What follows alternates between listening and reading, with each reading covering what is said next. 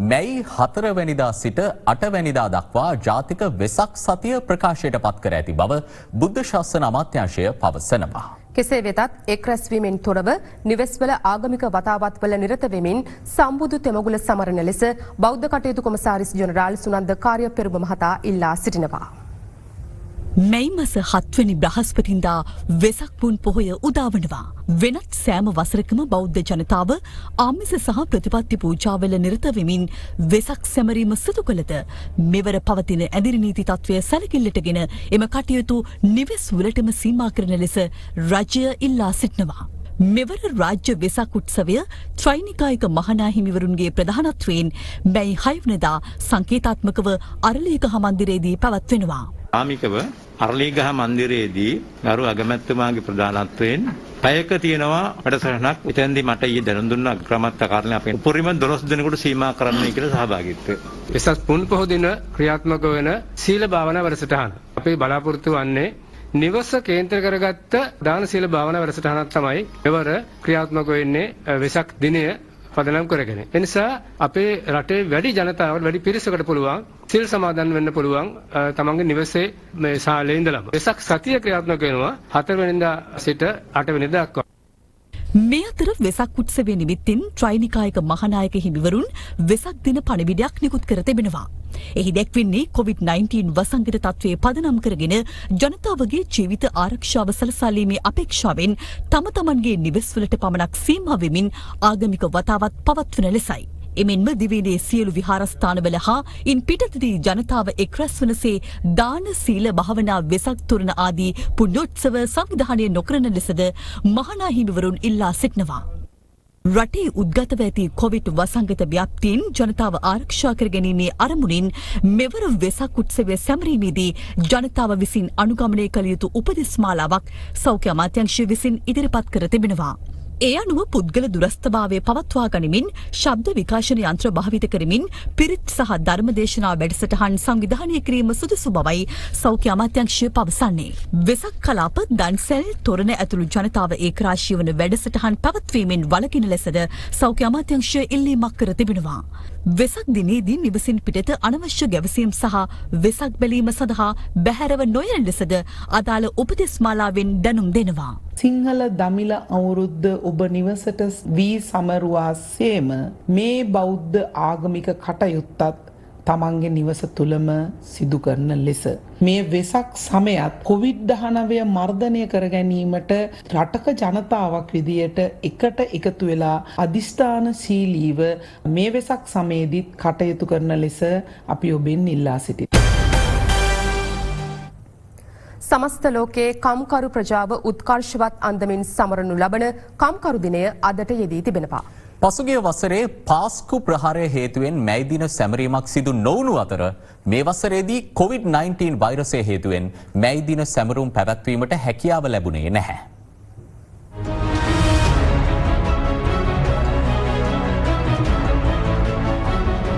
ලෝකයෙන්ම කම්කරුවන්ගේ අයිතීන් වෙනුවෙන් හඩක් නගන්නට වෙන්වුණු ඒ වගේම අද දවසේදී බොහෝ දෙනෙකුට අමතක වුණු ලෝක කම්කරු දිනයදයි. ඉතින් සාමාන්‍යයෙන් ශ්‍රී ලංකාවෙත් ලෝක කම්කරු දිනය සැමරෙන ප්‍රධානතම කේන්ද්‍රස්ථානයක් තමයි මේ කොළඹ කැම්බල් පිටිය. වෙනදට නම් කම්කරු දිනේ දවසට මේ ස්ථානයේ අපිට දකින්න ලැබෙන්නේ එකම හිස් ගොඩක් විතරයි. හැබැයි අද දවසේදී ඒ කවුරුත් මෙතනට ඇවිල්ලා නැහැ. මේ වගේම තමයි කොරෝනා වෛරසයේ තර්ජනය නිසාවෙන් ලෝකේ සෑම තැනකම වගේ කම්කරුවන්ට අද දවසේදී කම්කරු දිනය සමරන්නට අවස්ථාව උදා වුණේ නැහැ. පැය 8ක වැඩමුළුවේ ඇතුළු වැඩ කරන ජනතාවගේ අයිතිවාසිකම් ඉන්නා 1888 මැයි මාස 15 වෙනිදා චිකාගෝ නුවරට එක් වූ කම්කරුවන් අරගලයක් ආරම්භ කළා. ඒ අරගලයේ මැඩලීමට පාලකයන් දරු උත්සාහය අතරතුර කම්කරුවන් සිව් දෙනෙකුගේ ගේ අතර කම්කරු නායකයින් රැසක් අත්අඩංගුවට පත් වුණා. කෙසේ වෙතත් ඒ කෙළවර වූයේ කම්කරුවන් සිය අයිතිවාසිකම් දිනා ගනිමින්. එම කම්කරු අරගලයේදී කම්කරු අයිතින් වෙනුවෙන් රුධිරයේ වැගිරූ තම සගයින් සදාතනිකව සිහි කිරීමට 1889 වසරේ රැස් වූ ජාත්‍යන්තර කම්කරු සංවිධානයේ තීරණය කළ අතර ඒ අනුව සෑම වසරකම මැයි මාස 15 වෙනිදා ජාත්‍යන්තර කම්කරු දිනය ලෙස ප්‍රකාශයට පත්වීම සිදු කෙරුණා.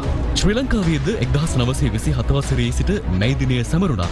පසුගිය වසරේ පාස්කු ප්‍රහාරය හේතුවෙන් මැයි දින පෙළපාලිය නොපැවැත්වුණු අතර COVID-19 වසංගතය හේතුවෙන් මෙවරද මැයි රැලි පැවැත්වීම සිදුවන්නේ නැහැ. මෙවර කම්කරු දිනේ විශේෂත්වය තමයි වෙනදට සටන් පාට කියමින් පෙළපාලිවල ගමන් කරන මේ කම්කරු ඒ විතරක් නෙමෙයි අපේ රණවිරුව, සුවවිරුව, පොලිසිය මේ සියලු දෙනාම අද දවසේදී ඔබ වෙනුවෙන් ඔබේ ආරක්ෂාව වෙනුවෙන් ඔවුන්ට මේ විදියට ඔවුන්ගේ රාජකාරීවල නිරත වෙන්නට සිද්ධ වෙලා තියෙනවා.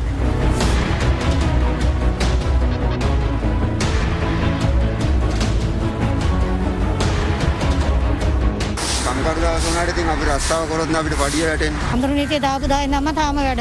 අපිට නිවාඩුවක් කියන නැහැ අපි නිවාඩුවක් ගත්තොත් තමයි. පෙළපාලි ගිහිල්ලා ගා මරාගෙන බොන්නයි දෙපැත්ත මරා ගන්නවා. රත් නැති කර ගන්නට වැඩි ඇත්තටම අවංගම කම්කරු දිනේ මේක තමයි.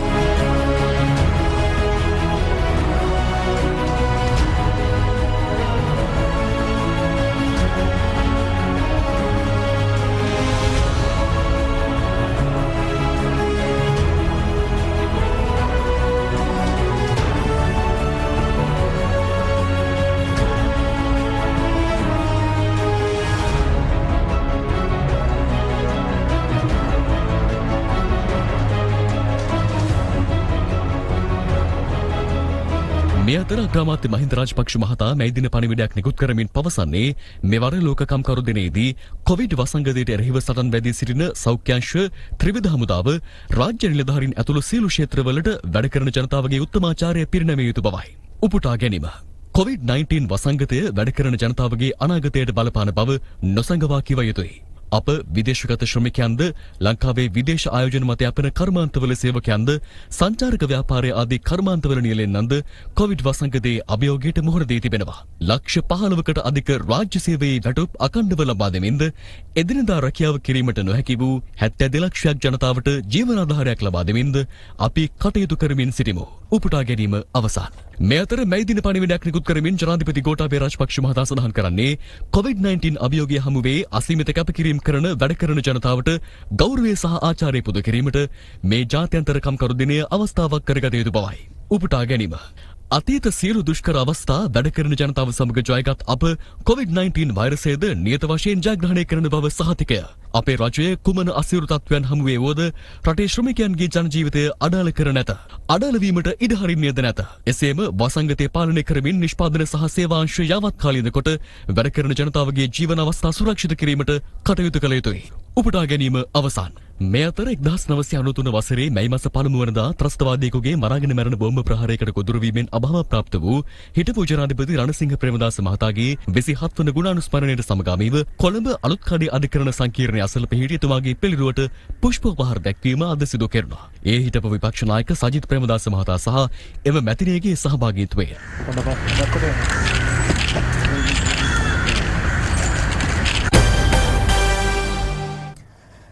ඇඳිරි නීතිය පනවා තිබියදී සූදු ක්‍රීඩාවේ නිරත වූ සමගි ජනබලවේගේ මහනුවර දිස්ත්‍රික් අපේක්ෂකයෙකු ඇතුළු 8 දෙනෙකු එළබෙන 6 වනදා දක්වා රක්ෂිත බන්ධනාගාරගත කිරීමට හැටන් මහේස්ත්‍රාත් අධිකරණය අද නියෝග කළා. එමෙන්ම ඔවුන්ව PCR පරීක්ෂණයක් සඳහා යොමු කරන්නයිද මහේස්ත්‍රාත්වරයා බන්ධනාගාර නිලධාරීන්ට නියෝග කර තිබෙනවා. ඇඳිරි නීතිය ලිහිල් කෙරුණු දිස්ත්‍රික්ක 21 සඳහා ඊයේ රාත්‍රී 8 සිට යලි ඇඳිරි නීතිය පැනවීමත් සමග මේවර විට සමස්ත දිවයිනටම ඇඳිරි නීතිය බලපැවැත්වෙනවා. එය එළඹෙන මැයි මාස 4 වන සඳුදා ඔලියම 5 දක්වා ක්‍රියාත්මක කරන බවයි ජනාධිපති කාර්යාලය නිවේදනය කළේ. ඉක්ුත් මාර්තු 20 වෙනිදා ඇඳිරි නීතිය පැනවීම ආරම්භ වීමෙන් පසුව මේ දක්වා ඇඳිරි නීතිය උල්ලංඝනය සම්බන්ධයෙන් අත්අඩංගුවටපත් වූ සමස්ත පුද්ගලයන් ගණන 43012ක් වන අතර පොලිස් බාහිරට ගැනුණු වාහන සංඛ්‍යාව 11142ක්.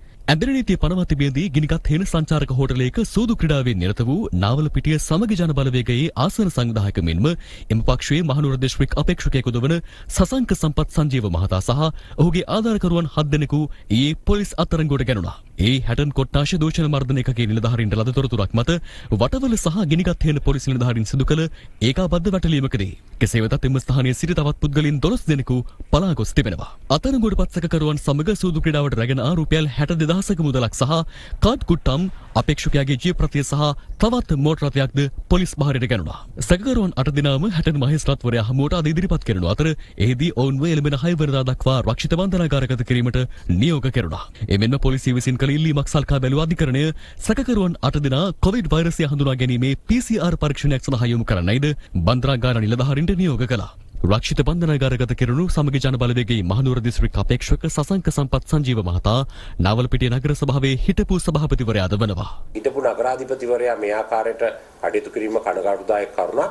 ඔහු ඇතුළු සැකකරුවන් 8 දෙනා අද දින හැටන් මහේස්ත්‍රාත් අධිකරණය වෙත ඉදිරිපත් කිරීමෙන් අනතුරුව ලබන 6 වෙනිදා දක්වා රක්ෂිත බන්ධනාගාර ගත කිරීමට හැටන් මහේස්ත්‍රාත් අධිකරණය නියෝග කර තිබෙනවා. මෙවැනි වැටලීම් නිරන්තරයෙන් ශ්‍රී ලංකාව පුරා සිදු කිරීමට අපි බලාපොරොත්තු වෙනවා. මේ අතර මේ දිනවල Facebook සමාජ මාධ්‍ය ඔස්සේ කුඩා දරුවන් යොදා ගැනීමෙන් ප්‍රචණ්ඩකාරී අදහස් ප්‍රචාරය කිරීමට සම්බන්ධ පුද්ගලයන් පිළිබඳව විමර්ශනයක් ආරම්භ කළ බව පොලිසිය පවසනවා. සමාජ මාධ්‍ය ජාලා හරහා කුඩා ළමයින් අපරාධ කිරීමේ ප්‍රවණතාවක් දක්වන නැත්නම් කුඩා ළමයින් අපරාධ කරුවන් බවට ප්‍රකාශයට පත් කරන ඒ වගේම කුඩා ළමයින් අපරාධවලට නැඹුරුතාවක් දක්වන යම් වීඩියෝ දර්ශන කීපයක් කුමාරු වෙන බවට වාර්තා වී තිබෙනවා. මේ වීඩියෝ දර්ශන පිළිබඳව පරීක්ෂණ ආරම්භ කර තිබෙනවා. මේ වීඩියෝ දර්ශන යොමු කරපු අන්තර්ජාලයට මුදා හැරි පුද්ගලයන් ඒ වගේම ඒවා බෙදා හරින ලද නැත්නම් ෂෙයා කරන ලද පුද්ගලයන් පිළිබඳව විමර්ශන ආරම්භ කර තිබෙනවා. විශේෂයෙන්ම අපරාධ නීතිය යටතේ වරදක් සිදු කර තිබෙනවා නම් එවැනි අවස්ථාවකදී අවුරුදු 10ක කාලයක් දක්වා බන්ධනාගාරගත කිරීමේ හැකියාවක් අධිකරණයකට තිබෙනවා. ළමයින් සම්බන්ධයෙන් යම් ආකාරයක අපරාධමය ස්වභාවයක් වු කරන වීඩියෝ පට අන්තර්ජාලයට මුදා හැරි පුද්ගලයන් පිළිබඳව විශේෂ විමර්ශන ආරම්භ කර තිබෙනවා. ඉදිරියේදී ඔවුන් අත්අඩංගුවටගෙන අධිකරණයට ඉදිරිපත් කිරීමටත් ඒ සම්බන්ධයෙන් නඩු පැවරීමටත් බලාපොරොත්තු වෙනවා. මේ අතර ඇඳිරිනීතිය පනවා ඇති කාල සීමාව තුළ මිනුවන්ගොඩ පීල්ලවත්ත ප්‍රදේශයේ නිවසකට සොරින් ඇතුළු වී ජල පම්පයක් සොරකම් කළ පුද්ගලයෙකු ගම්වාසීන් විසින් අල්ලා මිනුවන්ගොඩ පොලිස් නිලධාරීන් වෙත බාර දෙනු ලැබුවා. අදාළ පුද්ගලයා 21 හැවිරිදි වියේ පසු වන අතර මද්ද්‍රව්‍ය භාවිතය සඳහා ඇබ්බැහි වූ බව පොලිසිය සඳහන් කළා. දංකොටුව මැටිකොටුව ප්‍රදේශයේදී නීති විරෝධී මත්පැන් ප්‍රවාහනය කළ යතුරුපැදියක් නවත්වන්නේ අනකල පොලිස් නිලධාරීන් වෙත වෙඩිතබා පලා යාමට උත්සාහ කළ පුද්ගලයෙකු අද පොලිස් අත්අඩංගුවට ගැනුණා. වෙඩි ප්‍රහාරයෙන් කිසිවෙකුටත් තුවාල සිදු වී නැහැ. කළුතර කොට්ටාශ නොවිසඳුණු අපරාධ විමර්ශන ඒකකයට ලද තොරතුරක් මත අදාළුවේම වැලිපැන්න මඩවල කැලෑබදව පිහිටි නිවසක සිදු කළ පරීක්ෂාවේදී හෙරොයින් මද්ද්‍රව්‍ය කිලෝග්‍රෑම් 1ක් සහ රුපියල් 20000ක පමණ මත්පෙති සමග සැකකරුවන් 3 දෙනෙක් අත්අඩංගුවට ගැනුණා. මේ අතර ඇඳිරිනීති බලපත්‍ර සහ හැඳුනුම්පත් පරීක්ෂා කිරීමේදී ආරක්ෂකාංශ නිලධාරීන්ට දුරස්ථ භාවය පවත්වා ගැනීමට උපකාරී වන උපකරණයක් කොටිකාවත්ත රාජසිංහ ජාතික පාසලේ සහ බොරැල්ල CWW කන්නංගර විද්‍යාලයේ සිසුන් දෙදෙනෙකු එක්ව නිර්මාණය කර තිබෙනවා. මෙම උපකරණය නියෝජ්‍ය පොලිස්පති අජිත් රෝහණ මහතා වෙත බාර දීම පොලිස් මුලස්ථානයේදී අද සිදු කෙරුණා.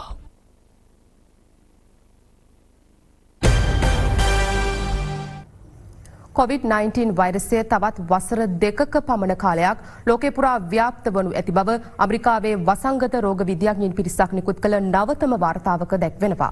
වෛරසය හේතුවෙන් අද වන විට සිදුව ඇති මරණ ගණන 2,33,000ක් වන අතර මුළු ආසාදිතයින් ගණන මිලියන 3.2ක් දක්වා ඉහළ ගොස් තිබෙනවා. ඊයේ රාත්‍රියේ අනාවරණ වූයේ රුසියානු අගමැති මිකායිල් මිෂස්ටින්ද කොවිඩ් වෛරසයට ගොදුරුව ඇති බවයි.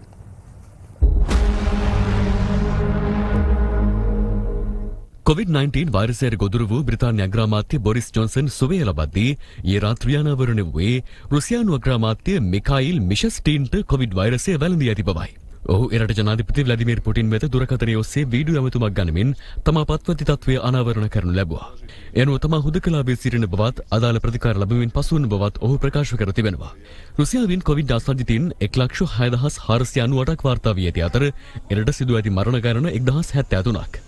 මේ අතර වෛරසයට ගොදුරු වී සුවය ලැබූ බ්‍රිතාන්‍ය අගමැති බොරිස් ජොන්සන් තමා සුවය ලැබීමෙන් පසු පළමු වරට නිල මාධ්‍ය හමුවක් පැවැත්වුවා. එහිදී අදහස් දැක්වූ අගමැතිවරයා ප්‍රකාශ කළේ බ්‍රිතාන්‍ය කොවිඩ් ව්‍යාප්තියේ උච්චතම සමය මේ වන විට පසු කර ඇති බවයි.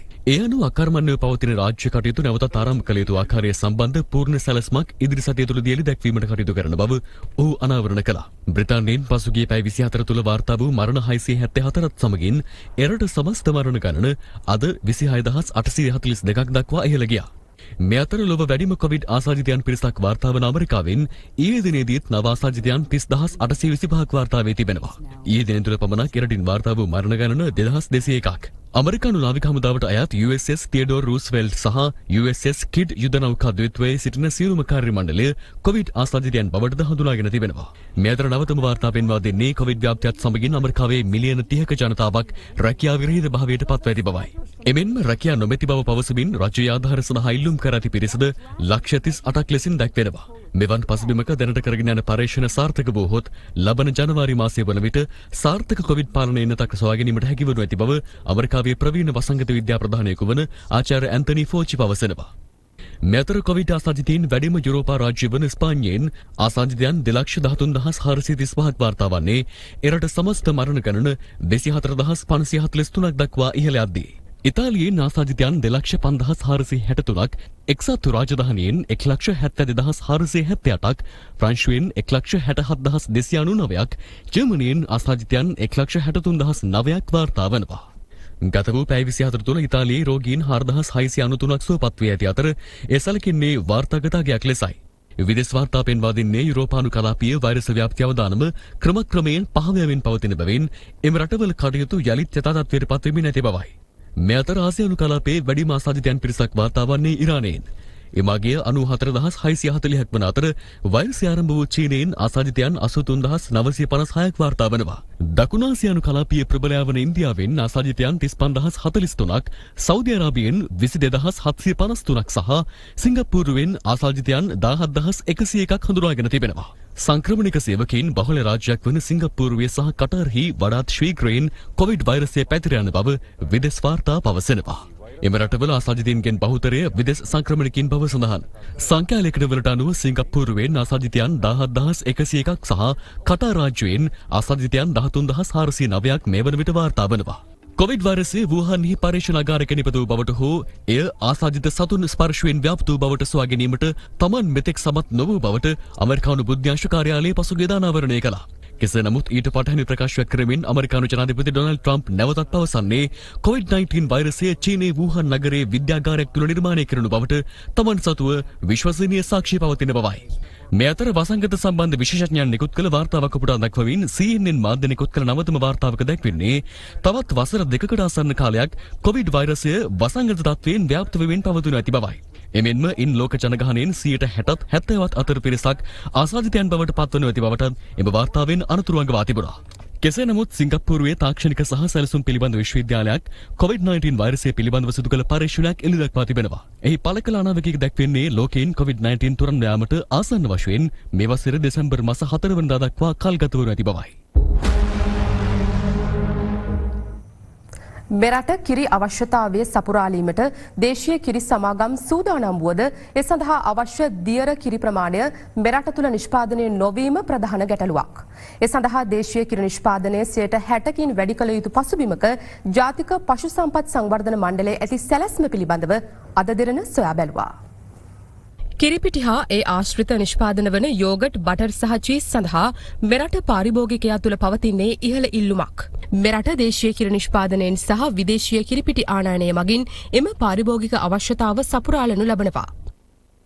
ඒ 40%ක් දේශීයව සහ 60%ක් ආනයනික ලෙසයි. කිරිපිටි ආනයනය වෙනුවෙන් වාර්ෂිකව වැයවන මුදල රුපියල් බිලියන 58ක් වනවා. ඒ අනුව සමස්ත අවශ්‍යතාවෙන් වාර්ෂිකව ලීටර මිලියන 420ක් දේශීයව සපයා ගනු ලබන අතර ඉතිරි කිරි අවශ්‍යතාව වන ලීටර මිලියන 830ක් විදේශයන්ගෙන් ආනයනය කරනු ලබන්නේ කිරිපිටි වශයෙන්. දෛනිකව රාජ්‍ය පුද්ගලික අංශ ගොවිපළ මගින් මෙන්ම ගෘහාශ්‍රිතව ගවයින්ගෙන් 3 ලක්ෂයකට ආසන්න ලීටර ප්‍රමාණයක් කිරි රැස් කර ගන්නා අතර මෙරට වාර්ෂික අවශ්‍යතාව වූ කිරි ලීටර මිලියන 1250ක් සපුරාලීමට එය ප්‍රමාණවත් වන්නේ නැහැ.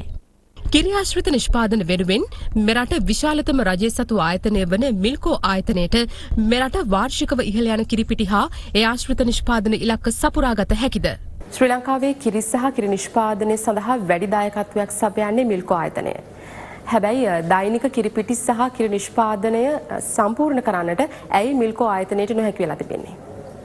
මිල්කෝ ආයතනයේ සතු ඒ හැකියාව තියෙනවා. අපි ප්‍රධාන වශයෙන් කරන්න ඕනේ අපේ රටින් කිරි එළදෙනුන්ගේ කිරි ලැබෙන කිරි ප්‍රමාණය වැඩි කර ගැනීම. කිරි එළදෙනුන්ගෙන් ලක්ෂ 7මාරක් ඉන්නවා. ඒ 7මාරෙන් ලක්ෂ 4මාරක විතරයි කිරි දොවන්නේ.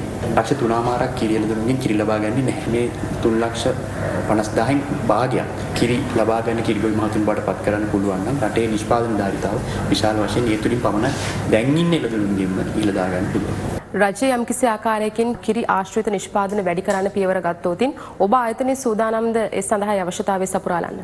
අපේ ආයතනය තුළ දැනටමත් නිෂ්පාදන ධාරිතාවක් තියෙනවා. දැනට අපි නිෂ්පාදනය කරන්න ඇත්තටම මේ ධාරිතාවෙන් 3න් එකක් විතර. තව 3න් 2 ධාරිතාවක් තියෙනවා. ඉතින් මේ වෙනකොට අපිට දවසකට කිරි ලීටර් ලක්ෂ 4මාරක් අපිට නිෂ්පාදනය කරන්න පුළුවන් අපේ යන්ත්‍ර සූත්‍ර පාවිච්චි කරලා. ඒ වගේම තව අවුරුද්දකින් විතර අපිට බඩල්ගමට අලුත් කර්මාන්ත ශාලාවක් එකතු වෙනවා. එතකොට අපිට ලක්ෂ 6ක් අපිට පුළුවන් ප්‍රොසෙස් කරන්න දවසකට. හැබැයි අද ගත්තොත් අපි කිරි එකතු කරන්නේ දවසකට 1,70,000ක් 75,000ක් වගේ ප්‍රමාණයක්. එතකොට අපිට පේනවා අපගේ නිෂ්පාදන ධාරිතාව ඉතා වැඩි. එතකොට හැදෙන්න ඕන පැත්ත තමයි ලබා ගන්න කිරි එළදෙනු සංඛ්‍යාව වැඩි කිරීම සහ ඒ වගේම ලබා ගන්න කිරි එළදෙනුන්ගේ ප්‍රොඩක්ටිවිටි ප්‍රමාණය වැඩි කරන්න පුළුවන්. කිරිගවීන් ලක්ෂ 8ක් මෙරට ගොවිපළ හා නිවෙස්වල සිටියද මෙරට කිරි අවශ්‍යතාව වෙනුවෙන් ඍජු දායකත්වයක් ලබා දෙන්නේ 4,30,000ක් පමණයි. එසේ වාර්ෂික අවශ්‍යතාව සපුරාලීම වෙනුවෙන් ජාතික පශු සම්පත් මණ්ඩලය සතු වැඩපිළිවෙල සහ අනාගත ඉලක්කය කෙබඳුද? මේ රටේ කිරි නිෂ්පාදනය නංවාලීම සඳහා අවශ්‍ය වෙන ප්‍රධානම දේ තමයි සතුන්ට අවශ්‍ය ඉහළ ගණයේ තෘණ සහ ජලය. ඉතින් ඒ සඳහා අපිට අවශ්‍ය විශේෂම යන්ත්‍රෝපකරණ දැඩි හිඟයක් තියෙනවා. මේ අවශ්‍ය යන්ත්‍රෝපකරණ ලබා දීමට යම් කැපවීමක් කරන්න පුළුවන් නම් සියලුම ආයතනික මට්ටමින් මම හිතනවා මේ රටේ කිරි නිෂ්පාදන සඳහා අවශ්‍ය ධාරිතාව ලබා ගැනීම සඳහා අවශ්‍ය තෘණ නිෂ්පාදනය කිරීමේ අපිට විශාල හැකියාවක් තියෙනවා. ඒ තුලින් දේශීය කිරි නිෂ්පාදනය අද තියෙන තත්ත්වය 50%කට පැත්ත ප්‍රමාණයක් අපිට වැඩි කරගන්න අපිට හැකියාව තියෙනවා. විදේශගත වන රුපියල් බිලියන 58ක මුදලින් අවම වශයෙන් 50%ක ප්‍රමාණයක්වත් ඉදිරි වසරක කාලය තුල අඩු කරගන්න අපිට හැකියාව තියෙනවා. ජනපති ලේකම්ගෙන් මංගලට ලිපියක්.